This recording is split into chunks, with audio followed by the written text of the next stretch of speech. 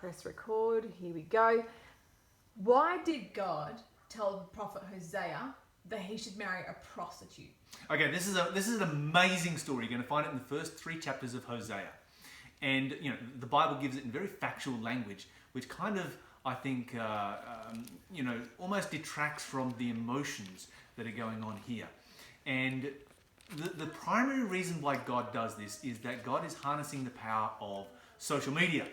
Of course, you might be thinking, well, social media didn't exist back then. Yes, social media was very much in existence back then.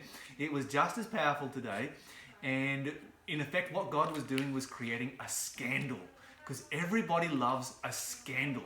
And so what you've got is a situation where the new minister turns up. He's a young guy, he's single, he's on fire for God. He's in a nation that is, just as far from God as what they can just about get. He turns up and he is there to be, a representative really of who God is.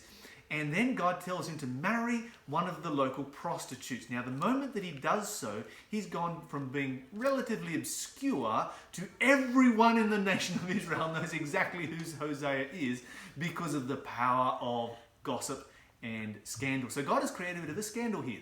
Because no one marries a prostitute, right? No one marries a prostitute, but particularly not in that culture. I mean, in today's culture, if the new minister turned up in a new church and he was just starting off and the first thing he does is marry a prostitute, even in today's society, people would still comment on that. Making waves. Yeah, be honest with yourself. You would talk about that.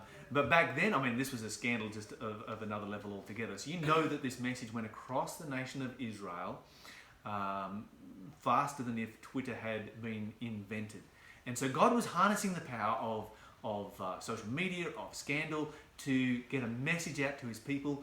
And he's saying to his people, look, you have turned yourselves into a prostitute, but I want to come back to you with love. I want to draw you back to myself. I want to buy you back. I want to redeem you, and give you, and turn you into a new person. I want you to be able to leave this old life behind and live a new life united with me. This was the object lesson that God was giving, and it became a lifetime object lesson.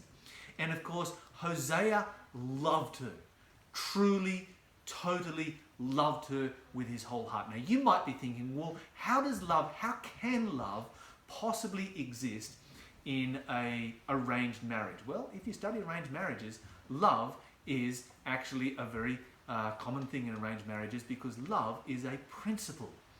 Love is something that you choose to do. Hollywood says, it's something you fall into. You don't fall into love. You might fall into infatuation, but love is something that you choose to do. And so he loved her with his whole heart. He loved her entire life. She turned out to be a very broken person. Her brokenness caught up with her. She ended up leaving him. She ended up eventually being sold as a slave, as a very elderly woman later on in life. Hosea comes and he buys her back. He goes to the slave market, he bids on her, he buys her back, and he does not take her back as a slave, but he restores her to the full position of his wife. And you read the poem that he writes there, let's go into a wilderness place, much like we are right now, a beautiful location, and let's sing together. And it's just the most amazing love story that you'll ever find anywhere in the Bible. And it's a story of God's redemption, where God has bought us back. Jesus bought us, he paid for us with his blood, and we've been redeemed because of that. The song that we're about to hear comes from True North, and it is the story of Hosea and Gomer and their love for each other.